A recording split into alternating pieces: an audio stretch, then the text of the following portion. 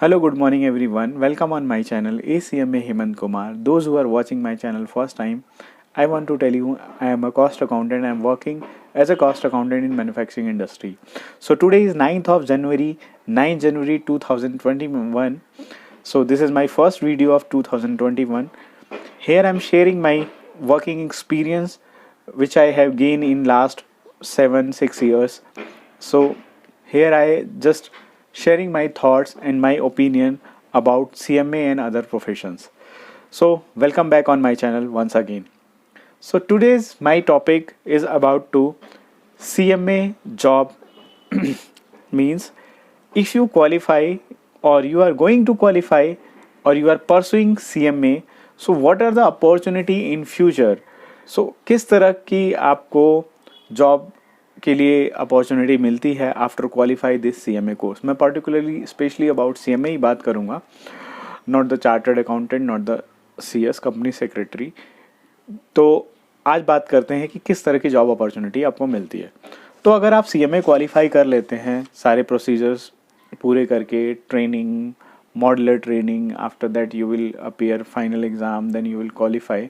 After that आप क्या क्या अपॉर्चुनिटी होती है. तो अगर आप जॉब में जाना चाहते हो तो जॉब का डिफरेंट एस्पेक्ट है. अगर आप प्रैक्टिस में जाना चाहते हो तो प्रैक्टिस में डिफरेंट एस्पेक्ट है. तो सबसे पहले मैं बता दूं कि CMA एक सिर्फ कोर्स ही नहीं है. This is authority to sign some important documents, authority to sign some compliances provided by the government. तो एक तरह की ये अथॉरिटी भी है, सिर्फ कोर्स ही नहीं है. इंडिया का एकमात्र इंस्टीट्यूट है जो एक कॉस्ट एंड मैनेजमेंट अकाउंटेंसी में स्पेशलाइजेशन प्रोवाइड कराता है और इससे अबव इस फील्ड में अभी तक नहीं है कुछ. तो this is a last of costing, मतलब कॉस्टिंग का ये लास्ट स्टेज है. इसके बाद एडवांस कोर्सेज बहुत सारे मिलेंगे, बट इस फील्ड की मैं बात कर रहा हूँ. इंडिया में ये एक अपने आप में कॉस्ट अकाउंटिंग एक अथॉरिटी है. सो लेट्स स्टार्ट कि भाई अगर आप CMA क्वालिफाई कर लेते हैं या परस्यू कर रहे हैं तो आपको ये अवेयरनेस ज़रूर मिलेगी अगर आप परस्यू कर रहे हैं कि आगे आप किस फील्ड में करियर लेना चाहते हैं. तो अगर मैं कहूँ कि अगर आप क्वालिफाई कर जाते हैं तो सबसे पहले जॉब की बात करें तो जॉब में आपके पास दो ऑप्शन होते हैं. या तो जॉब में आप अकाउंटिंग फील्ड में जाते हैं या फिर आप कॉस्ट अकाउंटिंग फील्ड में जाते हैं.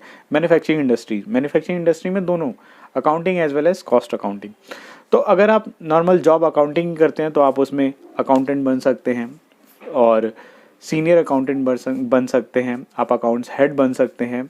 उसके बाद चांसेस हैं अगर इंडस्ट्री अच्छी है, आपकी ग्रोथ अच्छी है या फिर कोई और इंडस्ट्री आप स्विच करते हैं तो आप वहाँ पे एज अ CFO भी परस्यू कर सकते हैं. मतलब CFO की अपॉर्चुनिटी भी आपके लिए है. यानी बहुत सारी जगह पे मैंने देखा है कि मैक्सिमम चार्टर्ड अकाउंटेंट ही CFO मिलेंगे, but many PSU sector has a cost accountant जो कि CFO की पोजीशन या फाइनेंस डायरेक्टर की पोजीशन को संभाल रहे हैं. अगर मैं बात करूं रिसेंटली तो Uttar Pradesh metro rail corporation में अपॉइंट किए गए mister Sheel Kumar Mittal as a finance director and he is a qualified cost accountant. तो अगर मैं बात करूं अगर प्राइवेट सेक्टर में बैंक की तो चंदा कोचर जो रह चुकी है ICICI बैंक की CEO. तो there are so many opportunities in this field also कि आप फाइनेंस में जाते हैं तो फाइनेंस में भी आपके लिए एक अच्छा ऑप्शन है. तो सबसे पहले अगर फ्रेशर होते तो एज अ अकाउंटेंट, फिर धीरे धीरे प्रमोशन होता है आपका तो senior accountant, manager, GM finance, CFO, finance director. तो ये सारी अपॉर्चुनिटी आपको अकाउंट्स फील्ड में मिल जाती है. उसके अलावा बात करते हैं कि कॉस्टिंग फील्ड में तो वही cost accountant, cost analyst, FP&A की प्रोफाइल मिलती है, फाइनेंशियल एनालिस्ट की प्रोफाइल मिल जाती है, आप कॉस्ट कंट्रोलर बन सकते हैं, इंटरनल ऑडिटर बन सकते हैं. तो ये सारी चीज़ें आपको ऑप्शन मिलता है आफ्टर क्वालिफाई CMA. तो ओवर द एक्सपीरियंस, जब आपको धीरे धीरे एक्सपीरियंस होगा तो आप इन सारी पोजीशन से होके गुजरते हैं. फ्रेशर में तो आपको डायरेक्ट कोई CFO तो बनाएगा नहीं. तो आफ्टर सो मेनी एक्सपीरियंस जब आपको आप फाइनेंस की नॉलेज हो जाएगी, अच्छा खासा एक्सपीरियंस आपकी लाइफ में ऐड हो जाएगा, तो definitely you will get these all opportunities. You don't need to worry about कि भाई CFO कैसे बनते हैं या फाइनेंस डायरेक्टर कैसे बनते हैं. तो आपके पास ये सारी अपॉर्चुनिटी आएगी ओवर द एक्सपीरियंस. और डिपेंड करता है कि आपको अपॉर्चुनिटी कितनी मिलती है. तो ये डेफिनेटली होता है लाइफ में, एक बार ज़रूर ऐसा स्टेज आएगा कि जब आप यहाँ पे पहुँचेंगे। अगर मैं बात करूँ गवर्नमेंट जॉब में, तो गवर्नमेंट जॉब में भी सेम अपॉर्चुनिटीज़ आपको मिलती हैं कि आप बड़े सारे PSU सेक्टर का एग्ज़ाम दे के उसमें अकाउंटेंट, सीनियर अकाउंटेंट और डायरेक्टर, फाइनेंस डायरेक्टर, एंड अगर मैं बात करूँ इनकम टैक्स डिपार्टमेंट में, तो आपको SSC CGL जो कंबाइंड ग्रेजुएशन लेवल पे जो होता है उसमें आप ऑडिट असिस्टेंट ऑफिसर बन सकते हैं। इनकम टैक्स इंस्पेक्टर के लिए अलग पोस्ट होती है, स्पेशली फॉर CA CWA इनके लिए, यानी CMA, तो इनके लिए स्पेशली पोस्ट अरेंज की जाती है। तो आप इसमें अच्छा खासा कर सकते हैं। अगर आपको बहुत ऊंचा जाना है तो आपको UPSC क्रैक करना पड़ेगा। UPSC क्रैक करने के बाद आपको कमिश्नर, इनकम टैक्स कमिश्नर वगैरह आपको मिल जाता है। तो ये सारी जॉब्स अपॉर्चुनिटी आपको मिलती है आफ्टर क्वालिफाई CMA एग्ज़ाम्स, यानी अगर आप क्वालिफाई हो जाते हो तब।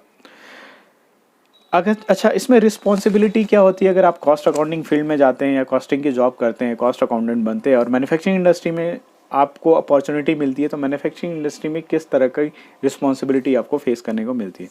तो रिस्पॉन्सिबिलिटी में आप ये कह सकते हो कि डेवलपमेंट करते हो, एनालिसिस करते हो, बजट बनाते हो, रिस्पॉन्सिबल हो जाते हो बजट के लिए, रिस्पॉन्सिबिलिटी हो जाती है आपकी बजट प्रिपरेशन, बजट एनालिसिस वगैरह इन सब चीज़ों की। आपकी रिस्पॉन्सिबिलिटी होती है फाइनेंशियल स्टेटमेंट को एनालाइज करने की। फाइनेंशियल स्टेटमेंट एनालाइज करने की बात करूं, कैश फ्लो, बैलेंस शीट, ये सारी चीज़ को आपको एनालाइज करना पड़ता है। जो आपने कभी लीवरेज रेशोज़ पढ़ी होगी, आपने अगर मार्जिनल कॉस्टिंग पढ़ी होगी, प्रॉफिटेबिलिटी स्टेटमेंट पढ़ी होगी, कॉस्ट शीट वगैरह पढ़ी होगी, तो वो सब चीज़ें आप इन फाइनेंशियल स्टेटमेंट्स को एनालाइज करके बनाते हो। ट्रेंड निकालते हो कि लास्ट ईयर क्या था, इस साल क्या रहा, और by all historical data you decide कि भाई फ्यूचरिस्टिक क्या होने वाला है।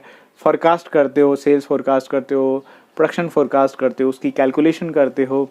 ये सारी चीज़ें आपको कॉस्ट अकाउंटिंग फील्ड में, अगर आप कॉस्टिंग की जॉब में मैन्युफैक्चरिंग में जाते हो, ये सारी आपको बहुत सारी रिपोर्ट्स बनानी पड़ती हैं, which is helpful to taking decision, which are very helpful to making decision, which are very helpful to management to take decision. तो ये सारी चीज़ें आपको कॉस्टिंग फील्ड में मिलती है।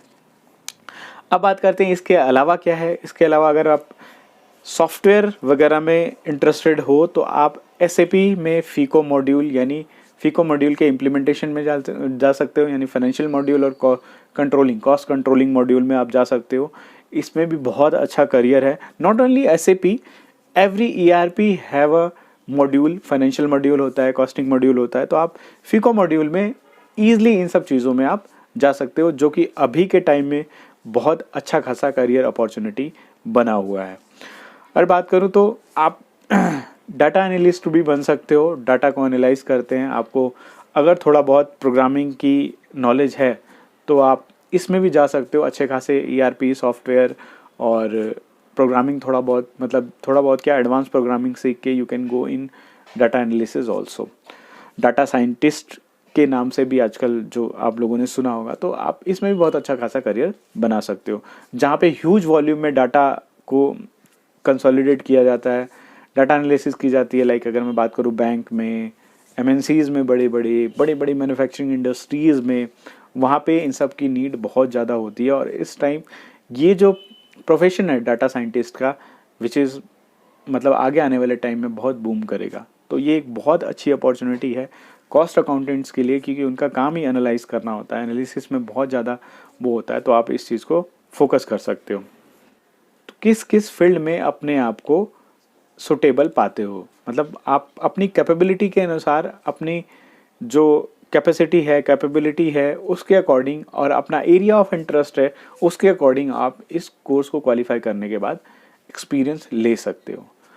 तो ये था सिंपल सा कि अगर आप क्वालिफाई करते हो तो किस तरह की जॉब आपको बेटर सूट करती है।